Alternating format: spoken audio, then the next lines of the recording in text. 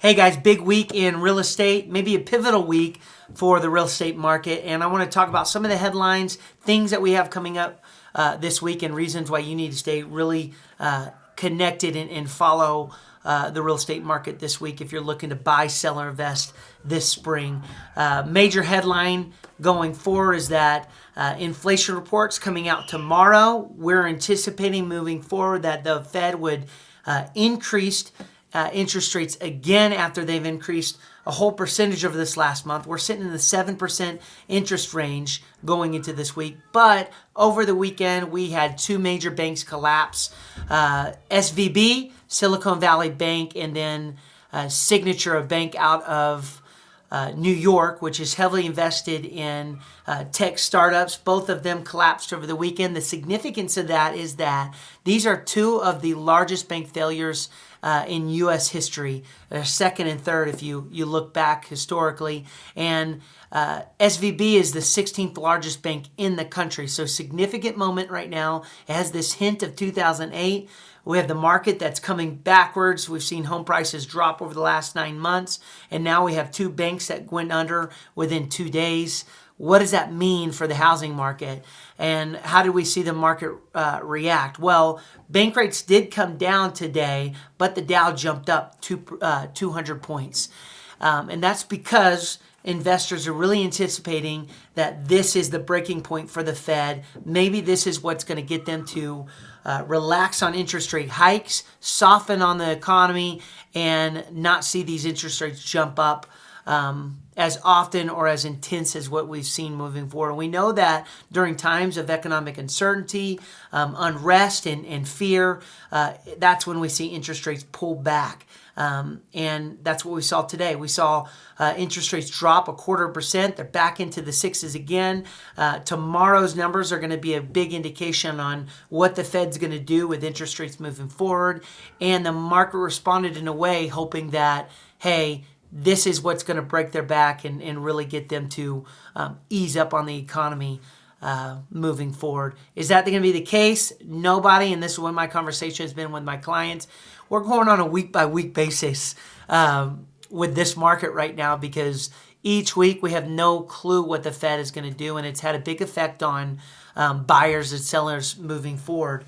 For buyers, 7% is a really big pill to swallow, and what it's done is it's tightened up buyers and their offers. Less offers going out because it really affects your month-to-month payments. For sellers, it's really had a big effect on our inventory here in Utah. Is inventory continues to shrink week by week. We are now in Utah County and Salt Lake County combined. We're at 2,900 homes on the market. That's not a lot historically. If we look back 2018 and before, we're anticipating we typically have about 3,200 homes to 3,300 homes on the market this time. We're not seeing that, and we know why is because why would I trade my home in when I have a 3% or 4% for a home that I'm paying a 7%? And it's really got a big sector of homes that typically come on the market. People looking to move up or move around, they're holding on to the home that they have right now. So moving forward, I think that with interest rates, the news that we get back this week is going to have a big indication on how the market evolves going into the spring. Is it going to make it a lot more hospitable for buyers? When we saw interest rates drop into the high 5.5s, 5.8, or the low sixes early in February, you know what it did is it really pulled buyers back in the market. And on my listings, on the listings in our brokerage, we saw multiple offers coming in. We saw multiple showings per week, and it felt like this was a turnaround. Then the Fed hiked interest rates back to the 7, and when interest rates were in the 7s back in October, November, they're in there at in March. What it really has done is just stalled this market, and nobody's putting a lot of offers in right now. So it's a big pivotal moment right now going into the spring to just watch this week and see what happens. If you're a buyer, my suggestion to you is contact your lender, find out what this week looks like for you numbers-wise in your unique situation, you need to have a close connection and close communication with your lender this week.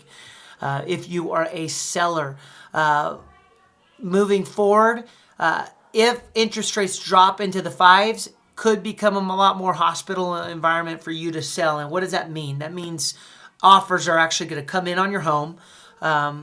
You could jump into a market that still has low inventory, less competition for the sale of your home, and you could jump into the market possibly within a month where you can get in on one of those 2-1 buy downs that other buyers are getting in when they are buying properties as well.